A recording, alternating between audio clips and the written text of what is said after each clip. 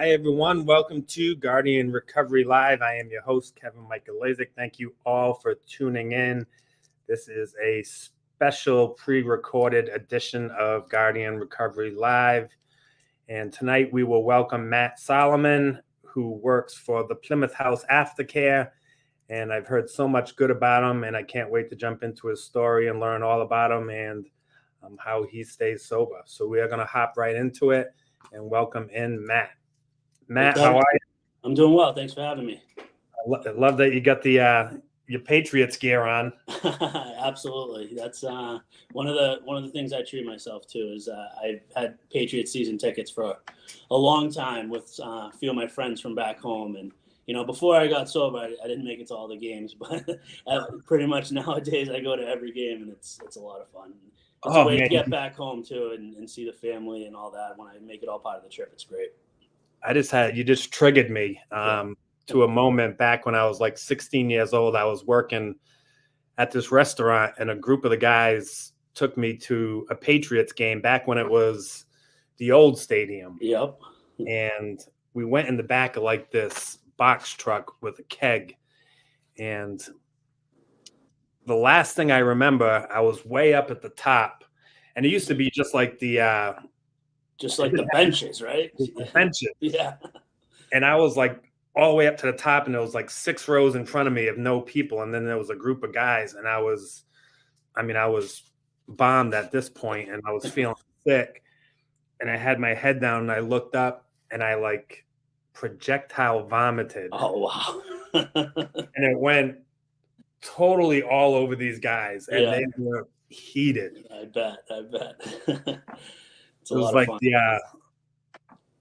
what was that movie back in the Stand By Me, the Barfarama? Yeah. It just came out like, rah, rah, rah. Yeah. What do you think of Tom Brady? Are you a Tom Brady fan still? Are you? I mean, I'm going to be honest. At first, it took me a little while to get over it, but I think now I look at it in a way of, Patriots always come first. But if the Patriots aren't involved, then next up is I'll root for Brady. Totally, you got it. I mean, the guy gave us so much. Yep. So many memories and titles, and there's no. And I root for greatness in athletes. Yep. I appreciate that too, for sure. And there's just no way that you can't not recognize the greatness in him and what he did for New England. And he's a huge part of our lives for like 20 years. I was like literally bummed out that like he wasn't like he was done. Yeah. Even more than that for me, because I'm a Michigan fan too. So even when he was in college, I was, into watching all his games and all that. Yeah. So you were a big Fab Five guy then, right? That's pretty much what, turned me a huge Boston sports fan. But when it comes to college, Michigan's my team. And, the Fab Five, I was like 8 or 9 years old. And that was it for me at that time. Michigan fan ever since. Have you recovered from the timeout? Yeah, that was a tough one. Oh man, I can totally relate to that, man. That's like that sticks with you for the rest of your life. It does. It's like what could have been, so close. I still remember choking at the foul line at Brockton. Yeah. It was like my one moment to shine. Chris had fouled out, Jeff had fouled out, and we had a chance. And I'm a great foul shooter, but you throw a little pressure on me, and it's tough. My moment, like the moment I've waited for, the moment I practiced for in my backyard. Yep. And I choked. All those times taking the shot, being the announcer too at the same time, and and I always made it. Yep, always. Always. And that moment finally came, and Chink clinked it right off the back of the rim. Yeah, it's tough. Root of my problems. Yeah, right. So you grew up in Randolph, right? Yes. Yep. Went to Canton High School. So kind of want to just maybe talk about, what it was like growing up and kind of, how you, transitioned into, drinking and other, behaviors that ultimately got you in trouble. Yeah, I mean, growing up in Randolph, my parents were both teachers. My dad was a coach. That's where like the sports stuff always came into play. And that was a huge part of my childhood, playing sports with my brother and my cousins. And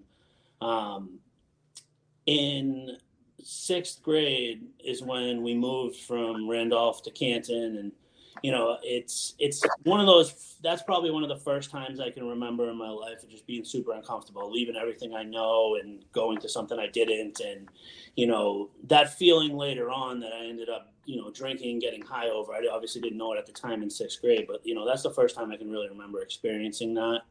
And then from there, obviously coming up with ways to fill the void, and getting from there into high school where I found other solutions, with drinking and then eventually drugs, and that's what transitioned into trying to eliminate that feeling, and that's what it really started with. And honestly, for a long time, and I wanted to look back on my life and find pinpoint a moment, right, that I could blame it on. Be like, this thing that happened to me at this time on this day, that's what made me a drug addict, right? Yeah. And that was just my selfishness of not wanting to take responsibility for my own actions. And I always look back on that moment of moving and being uncomfortable, because it was the first time I could remember really being uncomfortable, but it had nothing to do with that. My parents wanted to give me more opportunities and a better life, and it was all for good reasons. And I know now that it was all, obviously me not having, a real solution to deal with that stuff. Yeah. And I think, I mean, you have to kind of look at, some of the stuff that happened, and, something that, because I think a lot of the research now too, and, I know for myself that was true. And I'm sure for parts of your life, kind of traumatic childhood experiences. And, one of those ways to kind of look at that is through the 12 steps. And, Sure. but it affects you, and something that might have affected you, something that happened to you as a kid might not affect me the same way, but we all have this kind of story that's rooted in kind of stuff that's happened to us, way we felt, being uncomfortable, not feeling like we fit in. And that's a pretty common theme amongst us.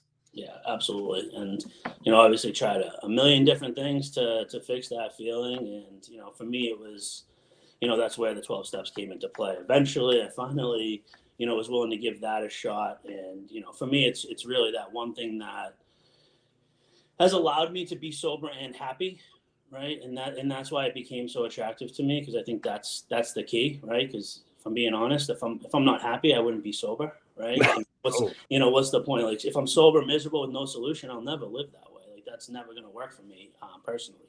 But if you tell me there's a way to actually be sober and happy, that's ideal. That's attractive. I just needed to be, shown the way, taught how to do it, and then obviously take the action for myself. Yeah. And it's because, I mean, I know throughout my story, people told me that, like, hey, listen, if you do this, this, and this, you're going to live a happy, healthy life. And, Yeah. Drugs and alcohol are not going to rule you anymore. And, I'm like, I think I'll try it my way a few more times. Yeah, exactly. Right. So going through high school, did it, I know you played sports, you played basketball, you played tennis. Did your alcohol and drug use start to affect your performance? Did it affect your grades? Yeah, absolutely. And sports was definitely something I hung on to, because I always thought that was going to be the way to, like, prove myself or show my worth. And so even through it all, I still played sports, in probably in a void filling type of way, even though I loved it. But yeah, the more I became concerned with drinking and hanging out with friends and partying in the woods or whatever it might be, the less I became focused on, trying to get better and doing things like that. What year did you graduate high school? I graduated high school in 2000. Oof, you're making me feel old. I was 19. Did you ever play against Durfee? No. We were in the Hockomock League in Canton. Oh, yeah. That was kind of like who else was in the Hockomock? Stoughton, Sharon, Foxborough, North Attleboro, Mansfield. Yeah. All it was like a Division II conference playing in Division I. Yeah. I mean, when I played at Durfee, they formed that big three, and we always thought like we were the best. But yeah, I remember that. We never went anywhere. We choked. And Yeah. it was directly because of most of us on that team were struggling with addiction, Yep. and it really affected us. What about, I know it's tough. I had my dad coach me. Your dad coached you, right? Yep. Uh, kind of talk about some of the strain that might have had on your relationship with, you drinking and drugging, and how that affected your family life. Yeah, absolutely. I mean, I look back on it now with a totally different perspective, but at the time I would put all this extra pressure on myself, or I'd look to those things as a way to you know prove my worth, or show that I'm doing well in life, or that I'm doing positive things. And I remember my dad when I was little, he'd like be in the stands, and he'd be, with a video camera recording the games, and, trying to show me after and teach me and coach me. And, it was something that I look back now on it with a great appreciation for. What was hard for me at the time was, feeling like I could never, you know, it was my own stuff internally of feeling like I wasn't good enough. And, so it's kind of funny. My whole life, I always thought, to everyone, but especially my dad too, that I would prove myself to them through some great achievement in sports, right? So I just focused on that. I would always, talk about it. It would be a huge part of my life. Um, what's funny? You know what my dad told me the proudest he ever was of me in my whole life was? When you get your 1 year medallion. It's close. It was when I was 2 years sober. Excuse me. When I was 2 years sober, I spoke at the Plymouth House for the alumni speaker, and it's the one time that my parents came to see me speak, and I prepped them for it and said, I'm gonna have to share everything and put it all out there. And obviously, at that point, they knew everything anyway. But when we were hanging out after that, my dad came over to me and told me that was the proudest he ever was of me, seeing me do that, right? And I tried all these other things to, like, show myself or prove myself. Yet the thing that made him most proud is when I was doing the right thing, and his drug addict son was sharing his experience trying to help a room full of other drug addicts and alcoholics. Yeah. So And that was always special. our parents tell us that growing up, right? And I know I'm doing it with my daughter now. Like, all I want for my child is for them to be happy, Yeah, right? that's And all they wanted. Yeah. I'm sure in that moment when you were speaking and telling your story and being of service, and you were happy, and Yeah. you had finally found a purpose in life. Yeah. And that's all we can ever pray for as a parent, right? Exactly. Yeah. And then no matter how hard it was going through it, and the chaos that we cause, and the wreckage, and how hard it is on them as parents, that moment to them is everything. Yeah, absolutely. And because that was the thing, I had to be patient with it, because, I got sober up in Portland, and they couldn't see what I was doing every day. Like, I could feel like at a certain point, okay, I'm starting to get better. Okay, I'm starting to have a real solution here. I'm changing my life. And, I could tell them all that. But at first, obviously, my words didn't mean as much. I had to take advantage of the opportunities when I had them, and show them, my actions were different, whether it was like eventually being welcome home on a weekend, and just being present and helping out around the house, and just little stuff like that. Yeah. And taking advantage of those opportunities was what really showed them. So you graduate high school. Where do you go from there? I went to college. At Clark University in Worcester. Yep. And that's probably when, it transitioned from like just drinking and smoking weed into like heavily getting into opiates at that point. And that's what really was a turning point in my addiction. The signs were already there, obviously, but, that's when, my life certainly changed and went down that path. And so that's like 2001, right? When like Yeah. the full-fledged Oxycontin. The height of OxyContin, like when that came out, was the same time that I was, off and running, and coincided with that. And yeah. Can you talk about the difference? Because alcohol, kind of, it will affect your life, but it's a slower progression. Can you talk about making that switch from alcohol into the opiates, and the difference in that? Oh, absolutely. Yeah, it definitely was something that took me down a lot faster. I started to have a lot more consequences quicker, through that. I know that, it was this thing too that at the end of the day, I'm an alcoholic too, right? Because as much as opiates became my drug of choice, that, one day every so often where I couldn't get them or couldn't come up with money or whatever, that I would drink and I would drink with this same intent, the same purpose. Like I want to black out and not have to feel anything today. And, at the end of the day, it just so happened that, opiates were the thing I chose and gravitated towards, but, it didn't matter what I put in my system. It was always with that different intent, that, different purpose behind it of like not feeling or not, getting out of myself. How did you originally, so the opioids, was it something like you had an injury and you got prescribed it by a doctor, or did you just kind of find it on your own through friends? Yeah, it was more honestly just partying in college, thinking it was fun and cool and at first having a good time, partying with it, I guess if you call that, not that you can ever really use drugs like that in a healthy way, but like, it was like before I really crossed that line, it was something where at that time my 18, 19, 20-year-old self could say like, oh, all college kids do this, it's normal, whatever nonsense excuses I was coming up with at the time. But obviously from there it got pretty bad pretty quickly after that. Yeah. How long did it take you to kind of start to end up in like detoxes and rehabs? Yeah, I mean, I think not long, a couple years, like right after college is when I really started going into that deeper cycle. But it certainly took me a few years of that before I actually got sober. So you were able to graduate college? I was able to somehow pull that off. I had to take one extra class my senior year. But yeah, I was able to graduate somehow. That's Um, impressive. yeah. And it got pretty bad right after college is when it really got bad. So if I did the math right, you get sober at like what, 28, 29? 28, yeah. Yeah, that's the age I got sober. I think that's a great age. Yeah.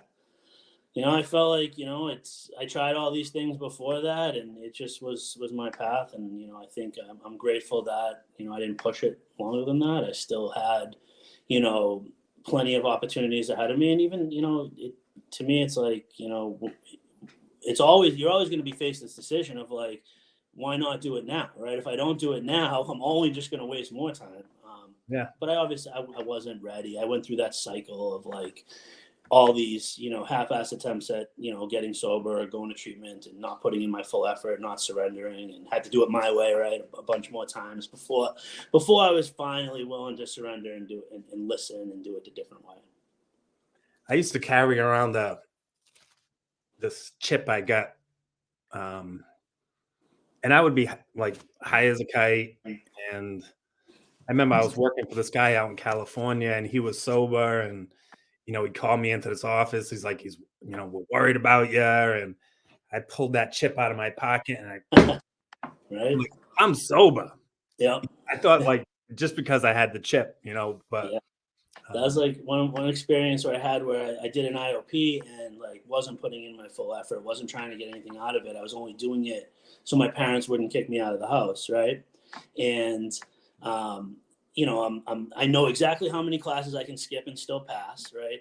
I'm getting high the whole time and I'm faking the drug test, right? Here's a crazy story, right? I even got a dirty urine sample from a friend of mine that I knew smoked weed, and I used that to fake a drug test, a urine that I knew would fail. But then my defense was, oh, it didn't fail for heroin, so you shouldn't care. Right? yeah. Who does that? Who fakes a drug test with dirty urine? Like, but that's where my head was at. Right?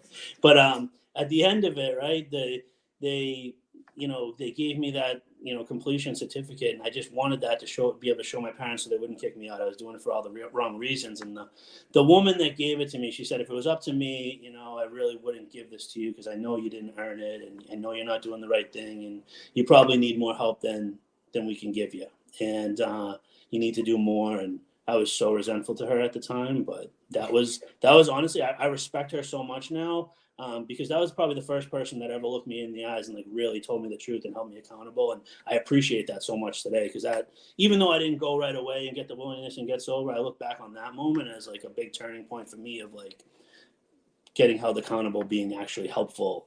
I didn't like it at the time, but I know now how helpful it was.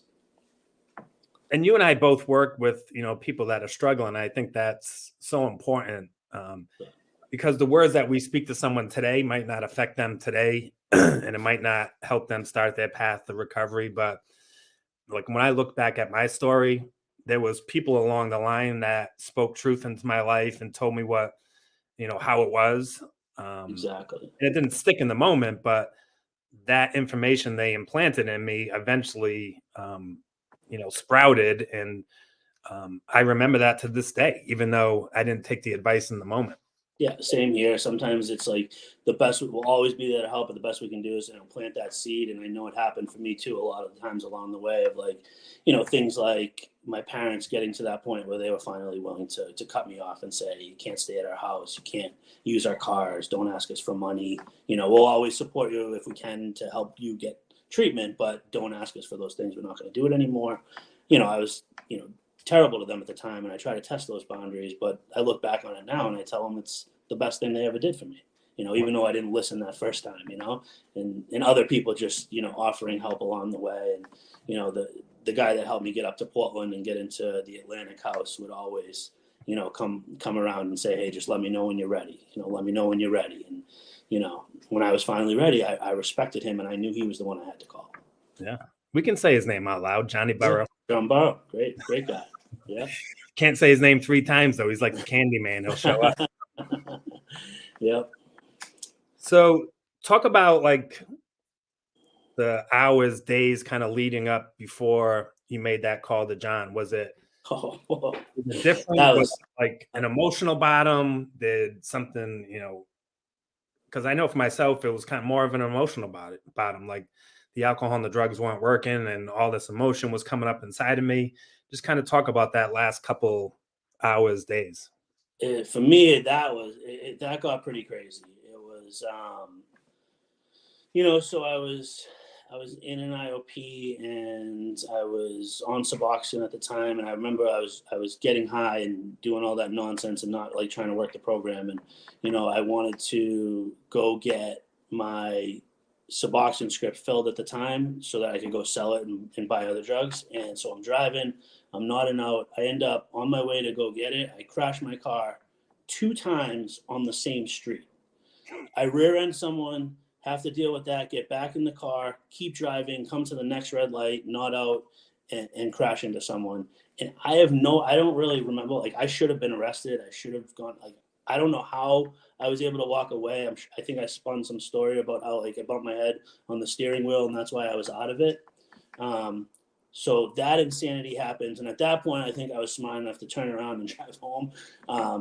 But then I go home and, the night just gets crazier from there. I overdose. I end up, in the hospital. My parents are there. I remember my dad took my cell phone and snapped it in half.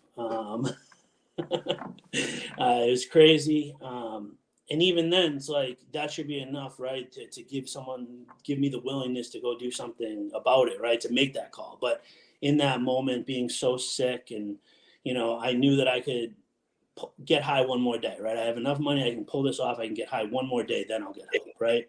So I don't have a cell phone. So I make my poor mother drive me to a drug dealer's house and wait outside while I go in. And, I get high and I basically say, if you let me get high one more time, then I'll go to detox. Right. So, trying to make all these conditions and deals and do it my way, torturing my family.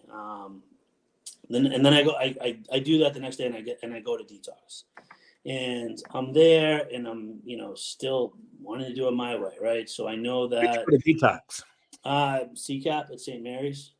All right. Been there good bunch of times for detox, IOP. I went there a lot. So I'm there and like once again, my brilliant plan is like, I don't need to be here. I got, I got enough Suboxone at my parents' house that I won't be dope sick, right? So I leave detox after one day. I'm not welcome at my parents' house, so I have to go break into their house to get my own Suboxone. And then I have one friend left that'll let me, crash on his couch. And, he's someone that, grew up in Noseborough too. And I went and spent a couple of days on his couch, just miserable and dope sick. And, he was encouraging me. He's like, you got to call him, just call him. And finally I gave in and I called him and I said, I'm ready. I want help. And then just like that, boom, he got me a bed at the Atlantic House. And next thing I know, I'm going up to Portland. And what actually happened was not what was in my head on the way up to Portland, but I'm grateful. When I went up there, I was like, I'm going to Portland. I'll do something a little different. I'm going to be here for 1 month, 2 at most, and then I'm going home. Yeah. But 10 years later, this is my home now. Yeah.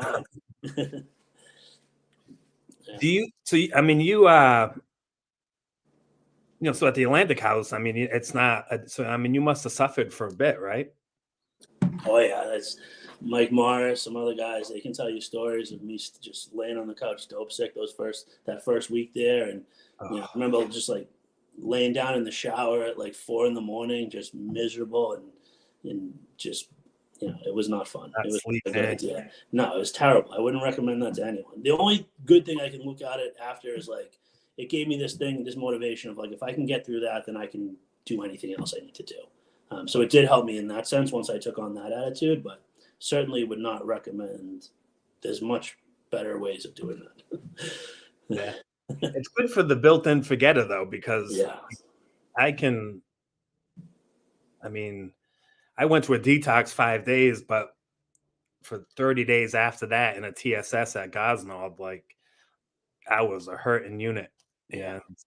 And, I'm like just getting through a moment at a time. And I remember it clear as day. And, I don't ever want to have to go back through that. Same. Yeah. It's like what I do today, like, I know what I do works, and I'm way more afraid to find out what happens if I stop doing it, and I think once you reach that point and that can be your motivator to keep going, it's really helpful. So I want to kind of focus in there on kind of the work that you put in and the solution and kind of how, for you and I both, the 12 steps has been a way of life and something that saved our life. So I kind of want to talk about that process and kind of how it affected you. Absolutely. Yeah. So, I'm living in the Atlantic House. They set me up with a sponsor who went through the Plymouth House that, could teach me how to do the steps, that same way, that same, method. And, it was tough at first because I had to like follow the rules of the sober house. Right. And I had to, get a job and go to outside meetings, obviously, and then still write a 4th step at night. And, so it took me a while. I was probably like 2.5 months sober, when I read my 4th step finally. And, it's an experience though that like, I always tell people like, I can write much better inventory now, but through practicing 10 step for many years, but at the time it really was the best I could do. And it was for the first time in a very long time, I started something, I tried my best, and I actually finished it. Yeah. And that was a huge experience I got out of my 4th step. And, that kind of, catapulted me into, okay, now I'm, kind of at that same point of all these other guys I'm living with that have been through this, and just developing those bonds and those relationships in the Atlantic House. And that's how I got so connected with the Plymouth House, is like all these guys that I got sober with would start to go down there, to speak when they're a year sober and do that. And then that's how I got welcomed into the family. Yeah. It is. It's so, I'm a newbie to the Plymouth House family, even though, when I was at Heron Project, we would use, Plymouth House, but it's impressive how wide of a net throughout New England that the Plymouth House cast. There's just alumni everywhere, people that have done just amazing things. I think we counted like 15 of the programs that have opened up in New England are Plymouth House alumni. It's Yeah, nothing short it's of awesome. impressive. Yeah, that's one of the best parts of being in recovery is like seeing people get better and then watching them give back. It's really special. It's the that's the magic, right? Absolutely, yeah. You know, seeing people change their lives and, start to become friends again and parents and a brother or sister, whatever it may be, and start to become productive. And like you can see the 12 steps just like living inside of them. Absolutely. I mean, that's for me. It's like I have my prayer and meditation routine I do every morning. I write inventory as needed. I have my prayer and meditation, my prayer routine that I do at night before I go to bed. And I pray as needed throughout the day. I mean, that's what my routine looks like today. And as long as I keep up with that, I'm then now able to do all those things we were just talking about. I'm able to, live my life, give back, whether it's through sponsorship or, show up and I love teaching the steps, right? And that's the best part of my job is I get to teach the steps, and Yeah. that's a really amazing thing. And my relationships with my parents and my brother and his family are rebuilt. I have these lifelong friends that I got sober with, like a bunch of guys I got sober with. Those are the guys that came to my wedding. You know what I mean? Like it's amazing. I have I play on a softball team in Portland that it's everyone on the team sober. It's really, but it's all people that are just part of the community doing the right thing, and it kind of goes together. It's amazing. Yeah. And it's, the opposite of addiction is connection and Absolutely, yeah. community. And like the stuff I always told myself when I wasn't ready to do the work, like my life is not going to be fun. Yeah. I'm not going to have any friends. I'm not going to be able to travel. I'm not going to, like all the lies I told myself, totally, I mean, just disproven on such a level. Like Yeah. my life, amazing.